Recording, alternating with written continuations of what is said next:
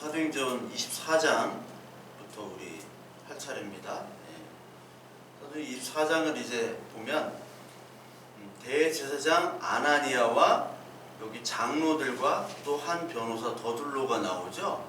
24장 1절에 보니까 아나니아 그리고 장로들 더둘로.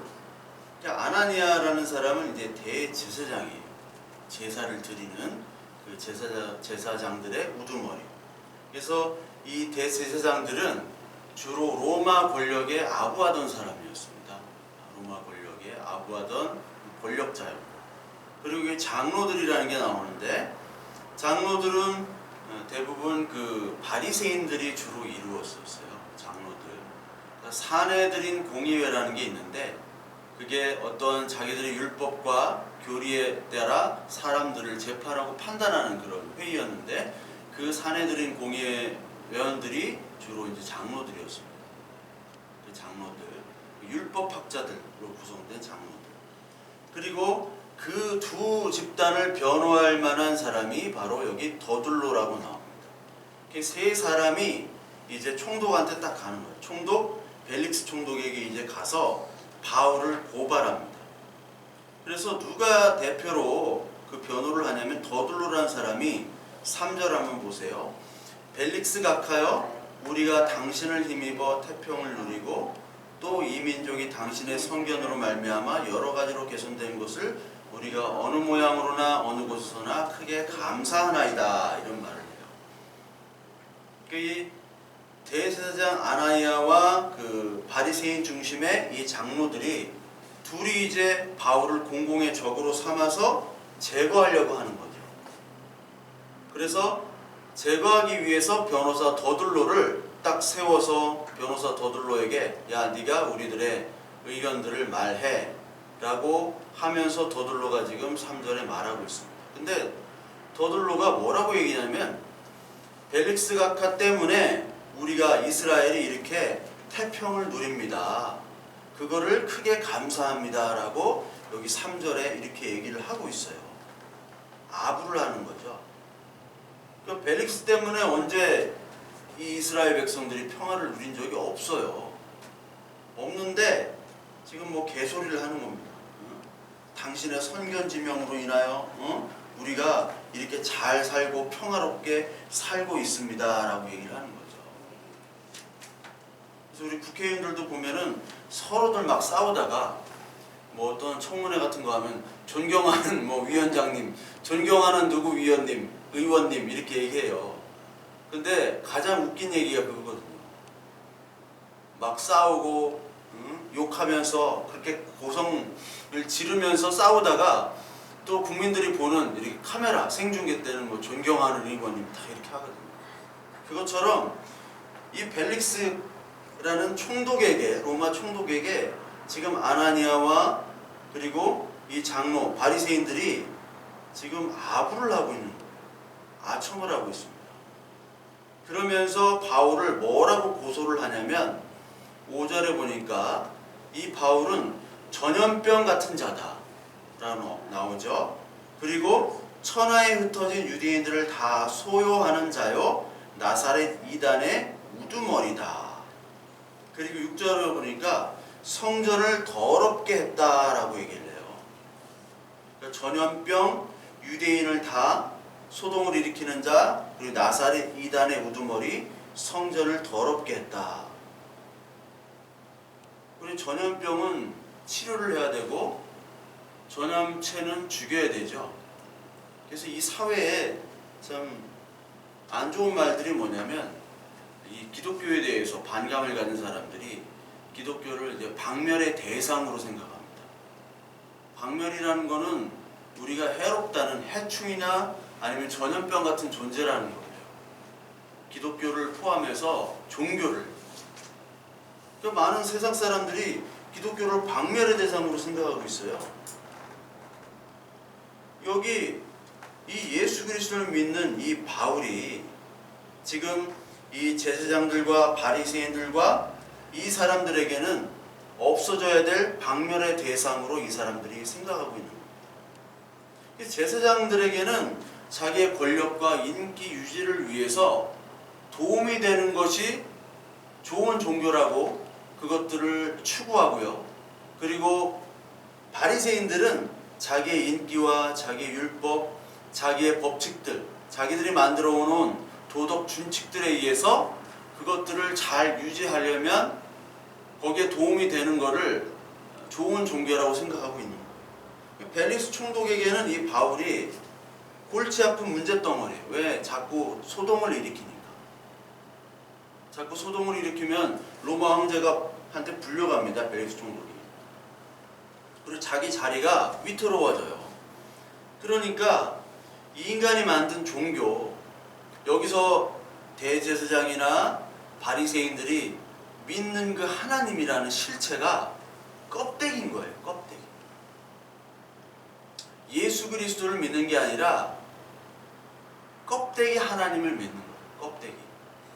그래서 성경에서는 하나님이라는 단어가 나오고요. 또 여호와 하나님이라는 단어가 나와요. 여호와 하나님. 창세기 2장 3절부터 보면은 여기 하나님이 여호와 하나님이라는 게 이제 처음에 나와요. 2장 5절입니다. 2장 4절 참. 2장 4절에 보면 그 전까지는 2장 3절까지 그냥 하나님이었는데 2장 4절부터는 여호와 하나님이라는 단어로 바뀌어요. 여호와. 그래서 많이 들어보셨죠? 여호와 하나님. 그냥 하나님이 아니라 여호와 하나님이라는 거. 여호와 하나님이라는 건 뭐냐면 하나님께서 오늘 너와 함께 하시고 너를 구원해 주신 그 하나님. 우리가 하나님 하면요, 스님들도 하나님이라고 하고요, 목사님들도 신부님들도 하나님이라고 해요. 다 누구나 하나님이라고 합니다. 하느님이라고 할 수도 있고 하늘님이라고 할 수도 있고. 그 실체가 우리는 하나님, 우리 개신교에서는 하나님이라고 하지만 그 하나님이라는 단어 자체가 어떻게 막연한 그냥 신이에요. 막연한 신. 근데 여호와 하나님은 구체적으로 우리와 함께 하시고 말씀하시고 오늘 우리와 함께 기뻐하고 함께 고난을 당하시는, 우리를 위해서 대신 죽으시는 그 하나님, 보호하시는 하나님, 오늘도 말씀하시고 계시하시는 그 여호와 하나님, 그 여호와 하나님을 부르짖으라는 거예요. 그냥 하나님이 아니라. 그래서 여기 나오는 제사장, 바리새인들, 이 벨릭스 이런 사람들은 그냥 하나님을 부르짖어요. 그러나 그 하나님이 자기의 권력과 인기와 자기의 돈 버는 것에 유익하지 않으면 그 하나님은 언제든지 버릴 수 있는 그 하나님입니다. 여호와 하나님은 오늘 찬양했듯이 내가 너를 지명하여 불렀나니 너는 내 아들이라. 아들은 천룡 관계이기 때문에 버릴 수가 없잖아요. 뭐 버리는 사람도 요즘은 있지만 버릴 수가 없는 겁니다. 내가 버리고 싶어도 버릴 수가 없어요. 그것이 바로 여호와 하나님이에요. 그 여호와 하나님을 너는 믿느냐? 세상 종교가 아니라, 세상 종교는 국가에게 도움이 되고 사람에게 도움이 되고 그런 이익이 되는 그런 것들을 좋아하잖아요. 그렇죠? 그래서 대통령들이 왜 절에도 가고 교회도 가고 뭐 성당에도 가고 그럽니까? 종교마다 다 가잖아요. 나 좀 지지해달라. 나 좀 믿어달라. 국가에 도움이 되게 해달라. 국가가 하지 못하는 일들을 종교가 하잖아요. 그렇죠? 예, 종교가 하는 일들이 많이 있습니다. 국가가 하지 못하는 일들. 그러니까 국가에 도움이 되는 그런 종교를 원하는 거지, 여호와 하나님 그 구세주, 예수는 그리스도시다, 그 구원의 하나님을 얘기하진 않아요. 그거를 좋아하진 않습니다. 그래서 세상을 평화롭게 하고 이롭게 하는 것들을 이 세상과 국가는 좋아하지만 예수님은 이 세상에 뭐로 오시냐면 화평을 위해서 오시다고 얘기를 안 하셨어요. 화평이 아니라 내가 칼을 주러 오셨다라고 얘기를 합니다. 마태복음 10장 34절에 보면 내가 너희들에게 칼을 주러 왔다. 10장 34절 마태복음, 내가 세상에 화평을 주러 온 줄로 생각하지 말라. 화평이 아니요 검을 주러 왔노라. 내가 온 것은 사람이가 아버지와 딸이 어머니와 며느리와 시어머니와 불화하게 하려 함이니 사람의 원수가 자기 식구니라. 아버지나 어머니를 나보다 더 사랑하는 자는 내게 합당하지 아니하고 아들이나 딸을 나보다 더 사랑하는 자도 내게 합당하지 아니하며 또 자기 십자가를 지고 나를 따르지 않는 자도 내게 합당하지 아니하니라. 자기 목숨을 얻은 자는 잃을 것이요 나를 위하여 자기 목숨을 잃은 자는 얻으리라. 화평이 아니라 검을 주러 왔대요. 이게 무슨 말일까요? 이 세상은 서로 화평하려고 합니다. 서로 좋고 좋은 게 좋은 거지라고 살아가요. 근데 하나님은 검을 주러 왔다. 성경에서 히브리서 4장에 나오는 것처럼 4장 12절에 나오는 것처럼 하나님의 말씀이 검입니다. 검은 자르는 거잖아요. 자르는 거죠. 검은 잘라버리는 거예요. 검은. 그래서 하나님의 말씀이 우리에게 오면요, 하나님은 우리의 육체의 것들을 잘라버립니다.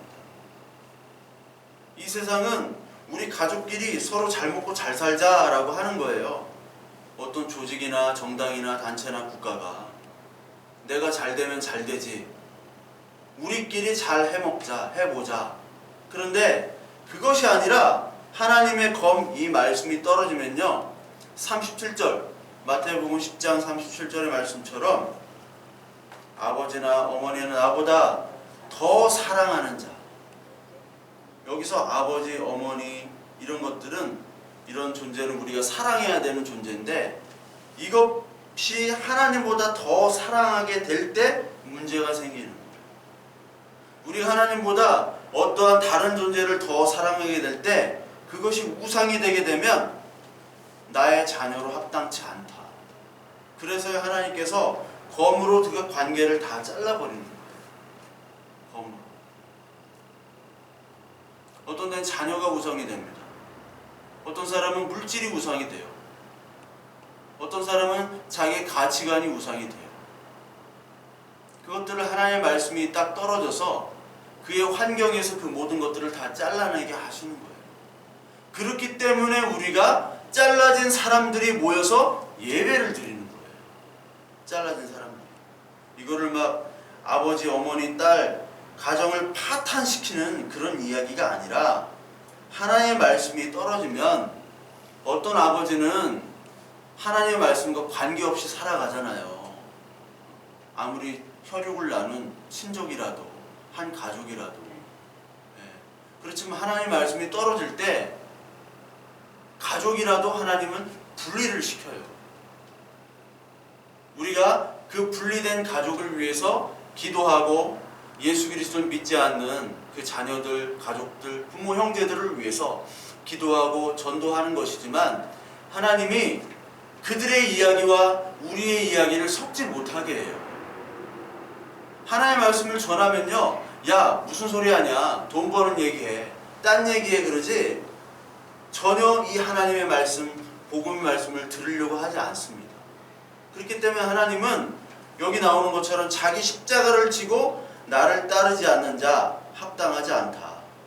나보다 다른 것들을 더 사랑하는 자 합당하지 않다라고 얘기하시는 거예요. 그러니까 하나님께서는 우리에게 이 세상을 막 서로 잘 먹고 잘 살고 화평하게 누리는 것이 아니라 말씀으로 딱 구분합니다. 심판과 구원으로 구분을 해요. 사람의 생각으로는 안 그랬으면 좋겠는데, 하나님 모두 다 화평으로 다 이끌어갔으면 좋겠는데, 성경 하나님의 이 계시는 분명히 얘기합니다. 구원과 심판으로 나눠집니다. 뭐 때문에? 하나님의 말씀 때문에. 칼로 딱 나눠지는 거예요. 칼로. 그래서 이 칼로 나눠지는 것들을 믿지 않고 이 말씀을 거부하고 우리의 왕되심, 내가 왕되고 내가 주인됨, 이 세상에서 그러한 본질의 유지에 도움되는 것이 이 세상의 일과 이 세상의 종교고, 그것이 바로 예수 그리스도를 대적하는 일. 그래서 사탄의 일은 뭐 복잡한 게 아니에요. 우리 자기 자신의 자아를 넓히고 확장시키고 그런 일들을 위해서 하나님을 섬기는 것. 그것이 바로 적그리스도의 일입니다. 그러니까 오늘도 예배 시간에 하나님을 다 부르짖고 하나님의 말씀을 다 믿고 듣는다고 하지만 진짜 너는 그냥 하나님을 믿는가? 네가 원하는 하나님, 네가 믿고 싶은 하나님을 믿는가? 아니면 주는 예수 그리스도시다. 여호와 하나님, 그 여호와 하나님 우리를 구원하신 그 여호와를 믿는가? 이것이 달라지는 거예요. 그래서 우리들은 늘 어떻게 해왔느냐? 이 세상과 죄된 우리들은 예수 그리스도를 우리 죄와 욕심으로 말미암아 십자가에 못 박혀 죽인 겁니다. 우리가 죽인 거예요. 여기 나온 것처럼. 그것이 말씀이 고발이 되는 것이고 말씀과 교회가 증거를 하는 거예요. 너희에게 죄와 욕심이 예수 그리스도를 죽였다. 너 바리새인들, 너 서기관들, 너 대제사장이 하나님을 그렇게 잘 섬긴다고 하지만 너의 죄와 욕심이 예수를 죽였지 않느냐. 동시에 그럼에도 말미암아 불구하고 예수 그리스도의 사랑과 은혜로 우리는 죄 용서함을 받았다. 이것이 바로 복음이잖아요. 그것을 증거하는 거예요. 근데 이것들을 증거하면은 연병 취급받고 전염병 취급을 받는 겁니다. 그래서 우리가 이 전염병이 옛날 연병이라고 그랬잖아요. 연병. 그래서 욕할 때 지랄 연병하고 있네 이런 말 하죠. 지랄이라는 게 어디로 터질지 모르는 거예요. 어디로 전파될지 모르는 거예요. 그 연병 전염병이 어디로 전염될지 모르는 그 무서운 병이처럼 너희들은 지금 연병으로 취급을 받는다라고 얘기를 하는 거죠. 그러니까 바울이 뭐라고 얘기하냐면 14절부터 16절까지 변론을 합니다. 14절부터 보면 그러나 이것을 당신께 고백하리이다. 나는 그들이 이단이라고 하는 도를 따라 조상의 하나님을 섬기고 율법과 선지자들의 글에 기록된 것을 다 믿으며 그들이 기다리는 바 하나님께 향한 소망을 나도 가졌으니 곧 의인과 악인의 부활이 있으리라 함이니라. 이것으로 말미암아 나도 하나님과 사람에 대하여 항상 양심에 꺼리낌이 없기를 힘쓰나이다. 너희들이 지금 내가 이단이고 전염병이고 그리고 성전을 더럽혔다고 하는데 바울은 내가 그런 일도 없고 예루살렘으로 예배하러 올라간 지 12일밖에 안 되고 그리고 성전에서 내가 어떤 소동을 하는 것들을 많은 사람들이 보질 못했다. 그렇게 변론을 하면서 동시에 나는 너희들이 믿는 그 조상의 그 하나님을 섬겼다. 그리고 율법과 선지자의 글에 기록된 것을 다 믿었다. 그렇기 때문에 내가 너희들로부터 지금 핍박을 받는다라고 얘기를 해요. 그러니까 여기 율법과 선지자들의 글에 기록된 것을 다 믿었다라고 나오는데 누가복음 24장을 한번 보시면요. 누가복음 24장 44절부터 48절까지 보면 또 이르시되 내가 너희와 함께 있을 때 너희에게 말한 바 곧 모세의 율법과 선지자의 글과 시편의 나를 가리켜 기록된 모든 것이 이루어져야 하리라 한 말이 이것이라 하시고 이에 그들의 마음을 열어 성경을 깨닫게 하시고 또 이르시되 이같이 그리스도가 고난을 받고 제3일에 죽은 자 가운데서 살아날 것과 또 그 이름으로 죄사함을 받게 하는 회개가 예루살렘에서 시작하여 모든 족속에게 전파될 것이 기록되었으니 너희는 이 모든 일의 증인이라.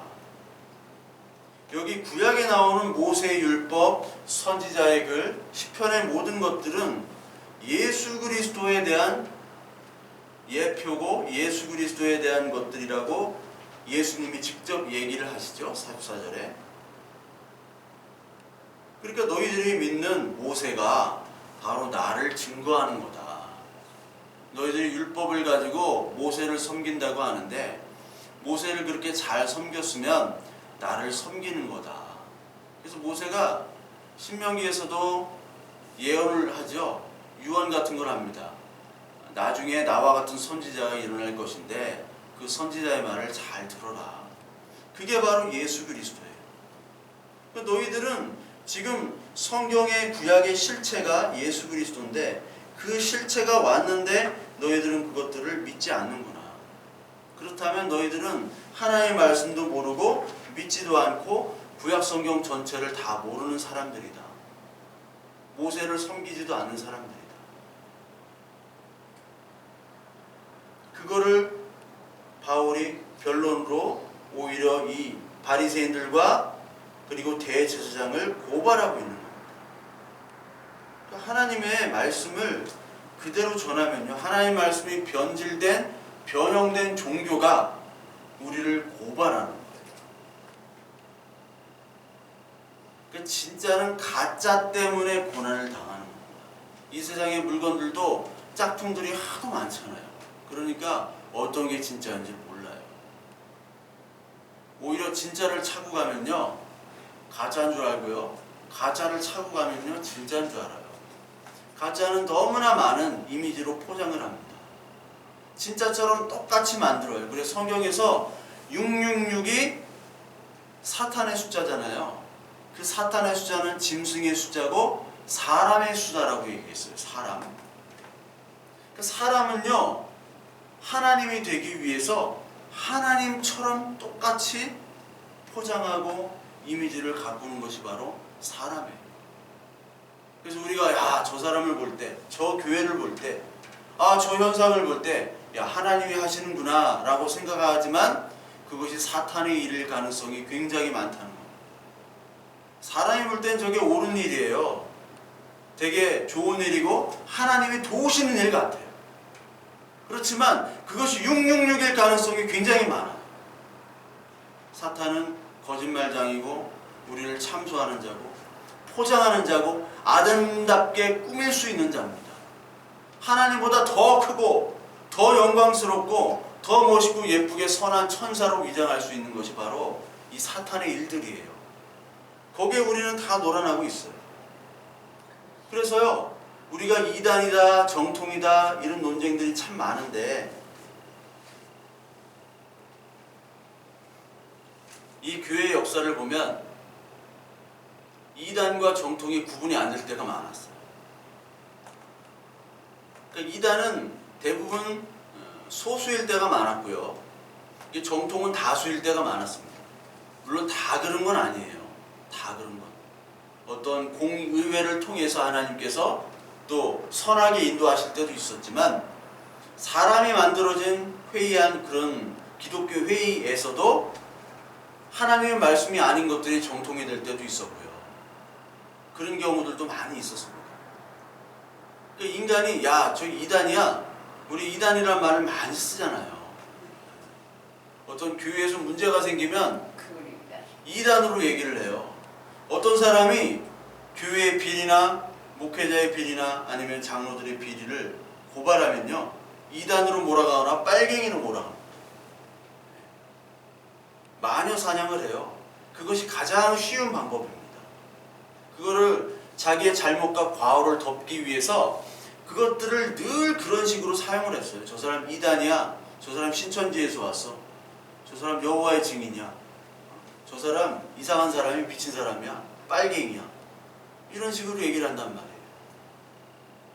바울도 마찬가지로 바울만이 여기서 예수는 그리스도시요 하나님의 아들입니다 라고 믿기 때문에 지금 예수 그리스도를 믿지 않는 사람들에게부터 이단으로 취급을 받는 겁니다. 그래서 여러분, 우리가 정말 예수 그리스도를 믿는지 안 믿는지 우리가 스스로 생각해 봐야 돼요. 안 믿고 그냥 오늘 예배 시간에 온다면 습관인 거고, 그리고 그것이 바로 이단의 행위예요. 그것이 이단이에요. 교회를 참석한다고 뭐 정통이고 내가 정말 하나님의 자녀다라고 생각하시면 큰일 납니다. 하나님의 자녀는 예배하는 자예요. 그냥 하나님의 이름을 부르는 것이 아니라 예수 그리스도. 예수는 그리스도시다. 우리를 구원하신 분이 바로 그 예수다. 하나님인데 그 하나님은 바로 여호와 하나님, 우리를 구원하신 그 하나님이시다. 오늘도 나와 함께 하시고 오늘도 나를 구원하시고 나를 위로하시고 나에게 말씀하시는 그 계시의 하나님, 그 하나님이지 다른 하나님이 아니라는 거예요. 다른 하나님을 붙잡고 예배하는 사람 하나님의 자녀가 아니에요. 하나님의 자녀는 그 하나님의 이름을 바로 알고 이 말씀을 바로 알고 예배하는 자여야 돼요. 그런 자들은 거짓 선지자들과 거짓 자녀라고 자칭하는 사람들로부터 핍박을 받게 되어요. 정죄를 당해요. 그래서 우리가 하나님의 말씀을 증언하면, 증인이 되면요, 무적행에서 짐승이 나와서 우리를 핍박하고 죽인다고 그랬어요. 계시록 11장 7절에 보면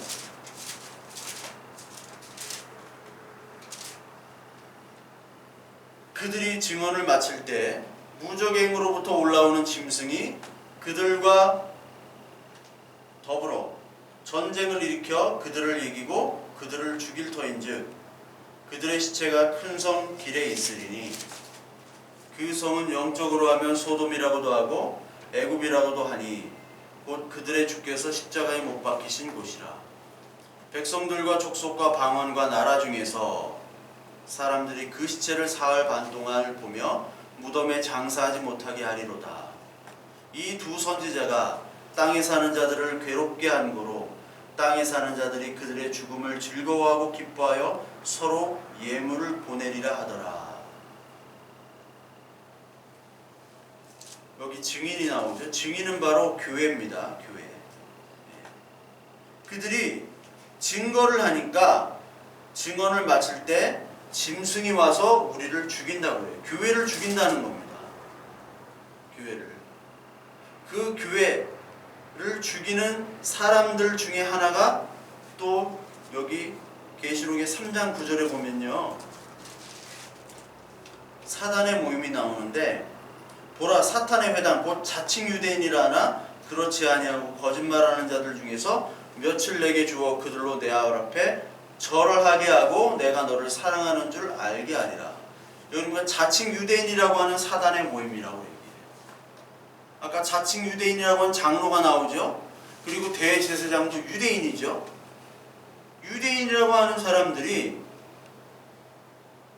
구원하러 오신 예수 그리스도를 믿지 아니하고 예수 그리스도의 말씀을 증언하는 그 바울을 잡아서 죽이려고 하는 거예요.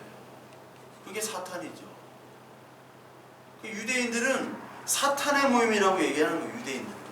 유대인은 하나님 믿지 않습니다. 그들은 자기 자신만을 믿는 존재들이에요.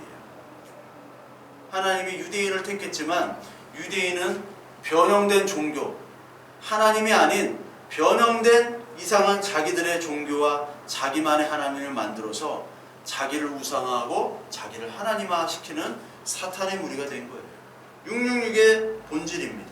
인간의 일을 하고 있어요. 그러니까 하나님을 증거하는 자들이 이렇게 지금 핍박을 받고 죽임을 당한다는 겁니다. 그러니까 이 교회가 그렇게 죽임을 당하고 핍박을 당하니까 이 세상 사람들이 서로 즐거워하고 기뻐하고 예물을 보낸다라고 계시록이 나왔잖아요. 예수님이 죽으실 때 헤롯과 빌라도가 서로 친구가 되었다라고 성경에 나옵니다. 헤롯과 빌라도는 서로 안 좋은 관계였어요. 원수였어요. 헤롯은 로마 사람이었고, 헤롯은 그 에돔 사람이면서 그 이스라엘의 분봉왕이었죠. 이스라엘에 이제 그냥 왕처럼, 허수아비 왕처럼 있었어요. 그리고 빌라도는 총독이었습니다. 로마 사람이었어요. 근데 서로 마음에 안 들었던 거예요. 총독이 더 우위냐, 왕이 더 우위냐, 그런 권력 다툼이 있었어요. 보이지 않는. 근데 예수 그리스도, 그 예수님을 잡아서 죽일 때에는 서로가 친구가 되었대요. 그러니까 대제사장과 바리새인 장로들이 원래 싸우는 사람들이잖아요. 그 23장에 지난주에 23장 6절에 보면 사두개인은 바로 제사장파입니다. 그리고 6절에 보면 또 바리새인 나와요. 그런데 7절에 보니까 바리새인과 사두개인 사이에 다툼이 생겨 무리가 나눠지니 사두개인은 부활도 없고 천사도 없고 영도 없다 하고 바리새인은 다 있다 함이라. 그러니까 사두개인들은 부활을 인정하지 않았죠. 되게 현실적인 사람들입니다. 로마를 친로마로 만들려고 하는, 이스라엘을 친로마로 만들려고 하는 사람들을 봐 사두개인이에요.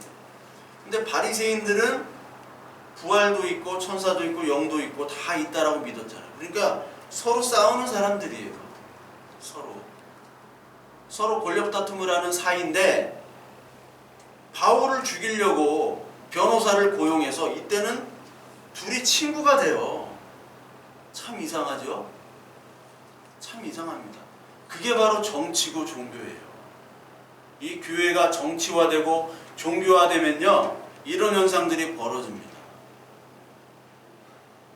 그래서 신부님들이 모이고 스님들이 모이고 목사님들이 모이면요, 정치화가 돼버려요. 정치를 하지 않으면 교회가 운영이 되지 않습니다. 이렇게 돼버렸어요.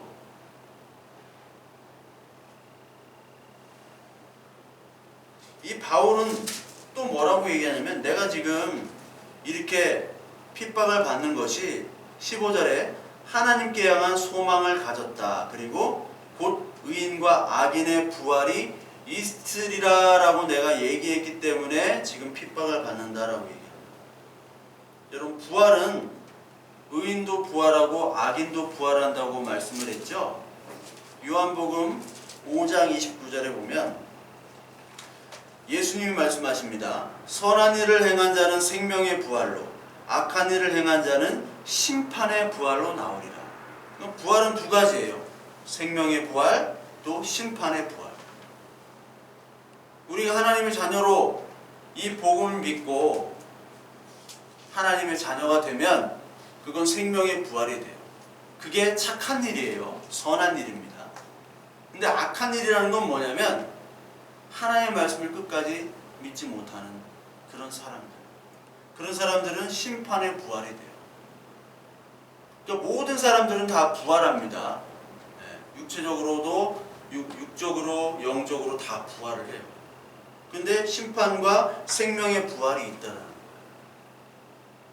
우리가 하나님의 말씀으로 정말 생명의 부활이 있구나, 그리고 심판의 부활이 있구나 라고 생각한다면 오늘 이 땅에 살아가는 이 시대, 이 현재 이 하나님의 주신 은혜의 이 부활을 경험해야 되는 거죠.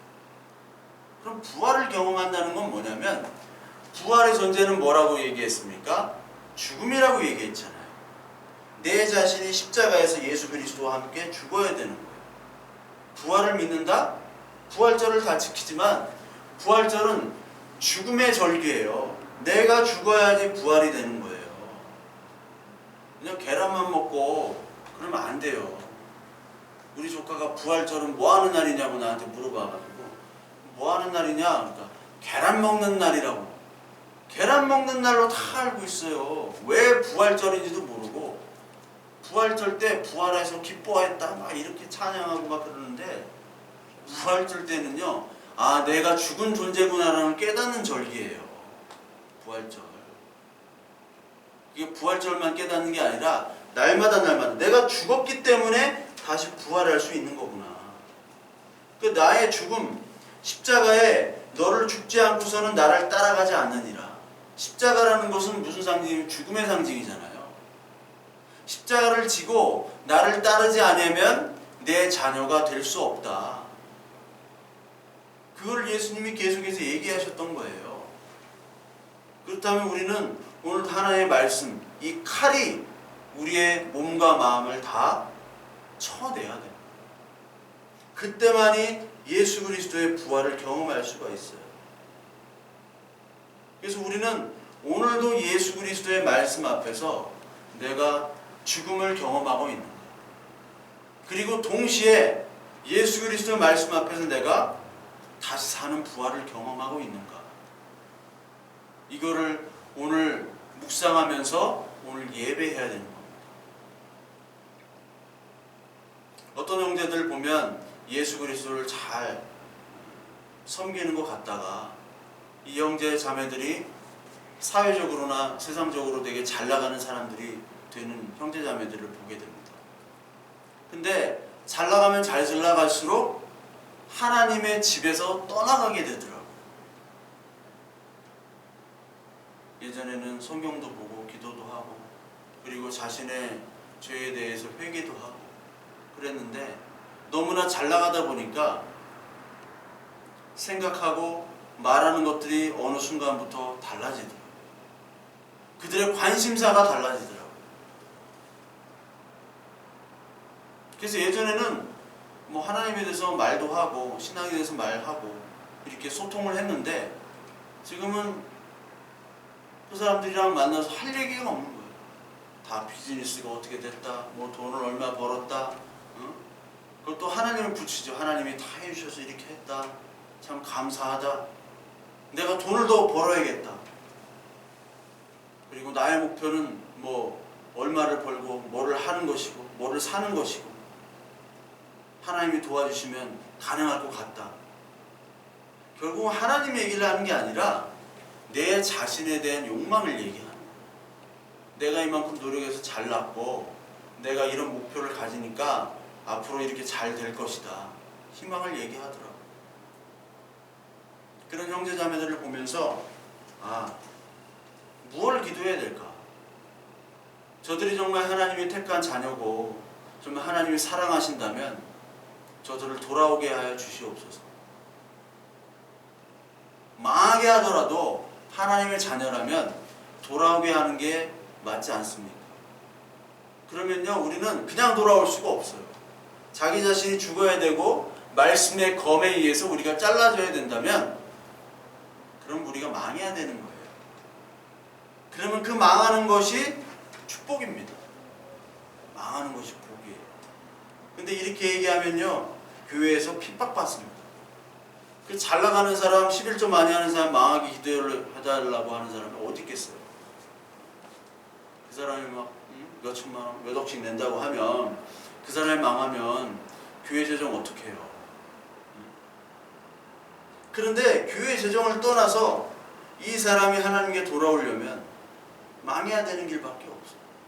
다른 길이 없어요. 인간에게는 다른 길이 없어요.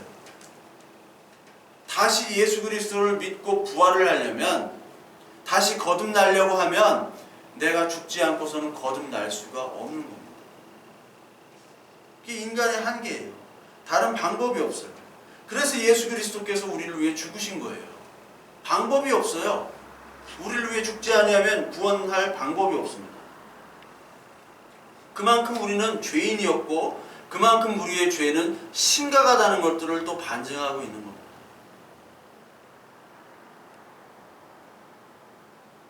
그렇기 때문에 하나님의 이 죽음의 부활, 그리고 십자가, 이 복음, 자신의 잘라남, 그리고 자신의 죽음, 이것들을 얘기하면요, 사람들이 무관심한 거예요. 그래서 하나님께서는 이것이 only way, only the way, 바로 그 길이고 좁은 길이다, 아무나 갈 수 없는 길이다 라고 얘기하시고, 그 길을 사람들은 무관심하죠. 무관심해요. 그래서 이 벨릭스가, 바울이 계속해서 이런 얘기를 하니까 벨릭스는 22절에 이 도에 관한 것을 더 자세히 아는 고로 연기하여 이르되 천부장 루시아가 내려오거든 너희 일을 처결하리라 하고, 이렇게 나옵니다. 이 벨릭스에게 변론을 하면서 뭐라고 했냐면, 이 바울이 전도를 한 거예요, 사실. 쉽게 말하자면 21절에 보면 내가 그들 가운데 서서 외치기를 내가 죽은 자의 부활에 대하여 오늘 너희 앞에 신문을 받는다고 한 이 한 소리만 있을 따름이이다 하니 이런 말을 하고요. 또 25절에 바울이 의와 절제와 장차 오는 심판을 강론하니 벨릭스가 두려워하여 대답하되 지금은 가라. 내가 틈이 있으면 너를 부리리라 하고. 바울이 벨릭스에게 변론을 하면서 의라는 것이 뭐고 절제라는 것이 뭐고 장차 오는 심판에 대해서 이 벨릭스에게 설명을 했습니다. 그러니까 벨릭스는 이 말들, 이 도에 관한 것들을 주워들은 건 많아요. 거기에 총독을 하니까 유대인들은 무슨 교를 믿고, 이때 당시는 유대교와 이 예수 그리스도교와 분리가 안 됐어요. 특히 이방인들이 볼 때는 유대교와 예수 그리스도교가 똑같은 종교인 줄 알았단 말이에요. 똑같은 사람들이고 어떤 견해 차이거니라고 생각을 했어요. 구분이 안 갔던 사람들이었어요. 근데 벨릭스가 들은 건 많고 공부한 건 많기 때문에 이게 이 도에 대해서 야 그냥 대충 얘기하고 내가 알아서 처결해 줄 테니까 넌 또 로마인 아니냐, 로마 시민 아니냐, 그러니까 함부로 재판 못하니까 알았어, 알았으니까 그냥 그만 얘기해. 그런 장면이에요. 특히 바울이 의, 절제, 심판을 얘기하니까 벨릭스가 두려워했대요. 심판. 그러니까 여러분, 하나님의 의는 인간의 의와 다르고 또 심판은 사람들이 듣기 원하지 않는 거잖아요. 벨릭스 총독님 이렇게 하면 더 잘 될 겁니다. 이렇게 하면 당신이 황제의 사랑을 받을 겁니다. 라고 얘기하면 좋은데 심판을 얘기한단 말이에요. 심판. 누가 그걸 좋아합니까? 세상에서. 세상에 되고 심판이 가까워왔느니라 하면요 사람들이 부정탄다고 그래요. 구약의 모든 선지자들이 심판을 얘기했습니다. 그래서요 사람들이 그 선지자들을 다 죽여버린 거예요. 심판을 얘기하니까. 아니 잘 먹고 잘 살고 있는데 바벨론 포로로 끌려갈 것이다 라고 얘기하니까 사람들이 야 우리 잘 먹고 잘 사는데 무슨 포로로 끌려가. 야 내년에 전쟁 나. 야 내년에 다 망해. 이런 얘기 누가 듣고 싶어 하겠어요. 그러니까 이제 그만 듣고 야 그런 말 하지 마 하면서 이 벨릭스는 두려워했대요. 왜 두려워했을까요? 그 역사사에 보면 벨릭스가 좀 잔인한 인물이고 교활한 인물이었어요. 그러니까 죄를 많이 졌던 인물 같아요. 벨릭스가. 그러니까 자기도 양심이 있었고 그때 당시에는 다 하나님이라는 어떤 종교들이 다 있었잖아요. 지금은 어떤 종교가 없는 사람들이 많지만 그때는 다 종교가 있기 때문에 내가 나쁜 일을 한 줄을 다 알고 있어요. 바울이 로마 시민권자고 또 학식이 풍부한 사람이고 인격적으로도 성숙한 사람이기 때문에 아 바울이 정말로 이 심판을 얘기할 때 이 벨릭스는 두려워했겠죠. 근데 벨릭스는 결국 뭐에 눈이 멀었냐면 26절에 동시에 또 바울에게서 돈을 받을까 바라는 거로 더 자주 불러 같이 이야기하더라. 벨릭스가 두려워하고 그리고 뭐 들으려고 하지 않았는데 한편 바울을 계속해서 불렀다는 거예요. 왜 불렀냐면 바울에게 돈을 받을까라는 말이 있어요. 바울이 돈을 많이 가지고 있었나 봐요. 여기 17절에 보니까 사도행전 24장 17절에 보니까 여러 해 만에 내가 내 민족을 구제할 것과 재물을 가지고 와서 이런 말이 있죠. 돈을 가지고 왔다는 거예요. 이게 어떤 장면이냐면 그 당시 예루살렘에 큰 흉년이 들어가지고 바울은 예루살렘에 있기 전에 전 유럽 지역을 다 돌아다녔잖아요. 터키 그리고 지금의 그리스 지방들 돌아다니면서 예루살렘에 큰 흉년이 있기 때문에 예루살렘 형제들에게 가지고 갈 헌금들을 그 교회마다 다 헌금들을 가지고 예루살렘으로 갔던 거예요. 옛날처럼 야 얼마 이체 계좌로 이렇게 쏴주질 못한단 말이에요. 예? 카카오톡으로 이렇게 카카오페이 이렇게 안 됐단 말이에요. 그래서 그거를 짊어지고 또 그거를 노리는 강도들도 있었어요 그때. 그래서 바울이 뭐라고 얘기했냐면 내가 강도의 위협도 당했다라고 얘기를 해요. 그 재물을 지키기 위해서. 왜? 이 형제들을 위해서 헌금을 한 거기 때문에. 하나님의 일을 위해서 헌금을 한 것들을 가지고 예루살렘 형제들을 도와주기 위해서 가져왔단 말이에요. 그래서 이 소문을 듣고 바울에게서 돈을 좀 뜯어낼까 해가지고 몇 년 동안 여기 보니까 2년 동안 불러냈단 거예요. 여기 27절에 보면 이태가 바로 2년이죠. 2년이 지난 후에 베스도가 벨릭스 다음에 총독이 됩니다. 그러니까 그 전까지 2년 동안은 계속해서 벨릭스가 이 바울의 얘기를 들었다는 거예요. 왜 들었느냐? 돈 좀 얻을까 해서.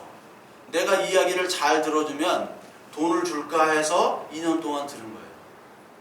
어떤 사람은 2년 동안 열심히 새벽 기도를 나왔어요. 왜? 자기가 마음에 드는 하는 여자가 새벽 기도를 나옵니다. 그래서 그 여자가 야, 저 남자 참 신실하다 해가지고 결혼을 했어요. 결혼하자마자 새벽 기도를 안 나가. 교회도 안 나가. 그게 뭐냐면 2년 동안 그것만 노린 거예요. 하나님을 예배하는 게 아니라 결혼하려고 2년 동안 하는 거예요. 어떤 사람은 11조도 하고 뭐 헌금도 하고 봉사도 무지하게 열심히 해요. 근데 사업을 하고 있었어요. 그래서 야, 저 사람이 초신자인데 어떻게 저렇게 열심히 할까 해서 사업도 도와주고 같이 뭐도 하고 이렇게 하자마자 바로 교회를 안 나오는 거예요. 잘 되니까. 이 사람의 관심은 다른 데 있는 거예요. 제밥에 관심 있는 사람들이 얼마나 많습니까? 하나님을 예배하러 온 것이 아니라 뭐를 뜯어먹을 게 없나 하고 오는 거예요. 그런 사람들이 많죠? 그러니까 하나님을 믿고 하나님을 따르고자 하는 것이 아니라 자기의 목표와 자기의 인생의 열심을 위해서 자기의 꿈을 실현하기 위해서 하나님을 이용하는 사람들이 많아요. 설날 명절 때 요즘에 부모님들 이렇게 찾아오고 하잖아요. 설날 명절 때. 근데 부모님들이 돈이 없으면요 자녀들이 잘 안 온다고 그래요. 요즘에는. 근데 부모님이 돈이 많으면요 며느리들이 먼저 가자고 한답니다. 며느리들이. 돈이 많으니까. 명절이라도 좀 잘 해드려야지 나중에 유산이라도 받을까. 근데 돈이 없이 부모님이 개털이면은 뭐 잘 보일 이유가 없는 거예요. 잘 보일 이유가 없어요. 그러니까 안 오는 거야. 그거랑 뭐가 다르겠어요? 뜯어먹을 게 있으면은 바울에게 가서 야, 오늘은 무슨 얘기인지 한번 설교 좀 해봐라. 뜯어먹을 게 없으면 바울을 부르지도 않았다고요. 2년 동안 붙잡아 놓은 거예요. 바울한테 돈 좀 뜯어먹으려고. 이스라엘 사람도 마찬가지였습니다. 이 제사를 드리고 율법을 잘 지키고 하는 것이 하나님한테 무슨 덕을 보려고 했던 거예요. 재산이 있는 부모가 며느리가 아들들이 와가지고 막 알랑방구를 껴요. 근데 그 음흉한 눈빛을 알거든. 이것들이 나한테 왜 저렇게 자라나는 걸 다 알고 있어요. 그래서 다음 명절부터는 니들 오지마. 꼴보기 싫어. 이렇게 하는 게 성경에도 나와 있습니다. 성경에도. 이스라엘 백성들이 계속해서 제사 드리고 막 율법 지키고 하면서 하나님 우리가 이렇게 잘했으니까 하나님 우리에게 축복 주실 거죠? 나 이렇게 잘했으니까 하나님 유산 줄 거죠? 라고 하는 게 있는데 그때 하나님 뭐라고 얘기하냐면 야 이 새끼들아 이제 하지마. 야 이놈의 새끼들아 이 쌍놈의 새끼들아 제사하지마. 지겨워 아주. 네 아주 위선에 지겹다 라고 하는 게 말라기서에 나와요. 말라기서 뿐만 아니라 모든 그 선지서에 다 나오는데 말라기만 그냥 한번 볼게요. 말라기서 1장 6절 마태복음 앞에 있는 말라기서입니다. 1장 6절부터 1장 12절까지 보면 내 이름을 멸시하는 제사장들아 나 만군의 여호와가 너희에게 이르기를 아들은 그 아버지를 종은 그 주인을 공경하나니 내가 아버지일진데 나를 공경함이 어디 있느냐 내가 주인일진데 나를 두려워함이 어디 있느냐 하나 너희는 이르기를 우리가 어떻게 주의 이름을 멸시하였나이까 하노라. 너희는 내 이름을 멸시하면서 제사를 하는구나. 아닙니다. 우리는 제사 잘 드렸어요. 이 말입니다. 7절 너희가 더러운 떡을 나의 제단에 드리고도 말하기를 우리가 어떻게 주를 더럽게 하였나이까 하는도다. 이는 너희가 여호와의 식탁은 경멸히 여길 것이라 말하기 때문이라. 만군의 여호와가 이르노라 너희가 눈먼 희생제물을 바치는 것이 어찌 악하지 아니하며 저는 것 병든 것을 드리는 것이 어찌 악하지 아니하냐. 이제 그것을 너희 총독에게 드려보라. 그가 너를 기뻐하겠으며 너를 받아주겠느냐. 하나님께는 제사한다고 하면서 병든 거를 드리는 거예요. 좋은 거는 다 자기가 갖고 나쁜 것만 하나님께 드리는 거예요. 교회도요, 자기 집에는 좋은 것만 있는데 쓰다가 버릴 거, 버리려고 하는 거 꼭 교회에다가 갖다 놓은 사람이 있어요. 예, 버리려고 하는 거, 쓰지도 못하는 거. 그리고 나한테 뭐라고 했냐면 내가 이렇게 교회한테 헌물을 했다라고 자랑하는 사람들이 있어요. 많아요. 이게 뭐냐면 이 이스라엘 사람들은 계속 제사를 나는 잘 드렸다. 근데 그 마음이 삐뚤어진 거예요. 마음이 하나님을 사랑하는 마음이 전혀 없어요. 그런 재물을 총독에게 드려봐라. 총독이 가만히 있겠느냐? 근데 어떻게 너희들은 보이지 않는다고 하나님께 그렇게 더러운 것들을 드리냐? 만군의 여호와가 이르노라 너희는 나 하나님께 은혜를 구하면서 우리를 불쌍히 여기소서 하여 보라. 너희가 이같이 행하였으니 내가 너희 중에 하나인들 받겠느냐? 만군의 여호와가 이르노라 너희가 내 제단 위에 헛되이 불사르지 못하게 하기 위하여 너희 중에 성전문을 닫을 자가 있었으면 좋겠도다. 내가 너희를 기뻐하지 아니하며 너희가 손으로 드리는 것을 받지도 아니하리라. 만군의 여호와가 이르노라 해 뜨는 곳에서부터 해 지는 곳까지 이방 민족 중에서 내 이름이 크게 될 것이라. 각 처에서 내 이름을 위하여 분향하며 깨끗한 제물을 드리리니 이는 내 이름이 이방 민족 중에서 크게 될 것임이니라. 그러나 너희는 말하기를 여호와의 식탁은 더러워졌고 그 위에 있는 과일을 곧 먹을 것은 경멸히 여길 것이라 하여 내 이름을 더럽히는도다. 이제 더 이상 헛된 마음으로 복받을 마음으로 예배드리고 제사드리고 제물을 잡아가지고 태우고 이런 제사 드리는 거 이제 그만해라. 마음에도 없는 그런 예물 드리지 마라. 내가 인정할 것 같냐? 인정하지 않는다. 내가 누구든지 성전 문을 좀 닫았으면 좋겠다라고 얘기하시는 거예요. 오늘 이 시간에 예배당에 와가지고 하나님께 예배하며 교회 문을 나서는데 교회 문에 들어와서 예배를 하는데 하나님이 이제 예배 안 받겠다는 거예요. 예배 안 받고 교회 문을 닫아버리겠다는 거예요. 누가 닫을 사람 있으면 좀 닫아라. 너희가 지금 뭐 때문에 예배를 드리느냐 그거예요. 나를 정말 사모하는 마음으로 예배를 드리냐 아니면 물질 때문에 예배를 드리느냐 복받기 위해 예배를 드리느냐. 그렇게 신실하지 않은 그런 딴 마음으로 예배를 드린다면 이 벨릭스 총독처럼 하나님의 말씀을 듣는다고 하면서 자기의 마음은 바울에게 돈을 받을까 하여 계속 불렀던 것, 이 벨릭스 총독처럼 우리가 하나님의 말씀을 듣고 믿고 따르고 이렇게 하는 신용을 내는 것이 하나님으로부터 복을 받기 위해서, 물질적인 축복을 받기 위해서라면 이 문을 닫아버리겠다. 이 놈의 새끼들아 라고 하나님이 얘기하는 거예요. 야 이놈의 새끼들아 좀 문 좀 닫자. 지겹다 지겨워. 그러니까 알잖아요. 이 자녀들이 왜 나한테 잘하는지 본능적으로 압니다. 사람은 다 알아요. 근데 하나님 모르실까요? 하나님 우리가 예배를 드리는 이유 왜 저러는지 한 명 한 명은 다 알고 계시는 거예요. 그것이 바로 여호와 하나님이에요. 여호와 하나님은 다 알고 계신단 말이에요. 그리스도 그 하나님 그리스도 예수는 알고 계신단 말이에요. 그러니까 더 이상 헛된 예물, 헛된 예배 하지 말아라. 그렇기 때문에 이 바울은 그래도 계속해서 그 마음을 알지만 계속해서 마음을 담아 복음을 전하고 있습니다. 바울이 후에 베스도와 아그리빠 왕에게도 이제 변명을 하는데, 계속 하는데, 그 변명이라는 것은 이제 나는 죄가 없고 동시에 너희들도 나와 같이 예수를 믿어야 된다. 예수 그리스도를. 그 복음을 전하는 건데 그 권력자 앞에서 두려움이 없죠. 바울은. 왜?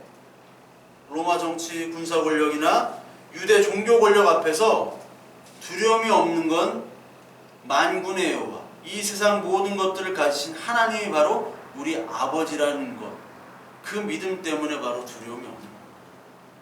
이 총독이란 사람들, 그리고 앞에 나온 더둘로란 사람이 있잖아요. 더둘로 얼마나 불쌍한 사람이에요.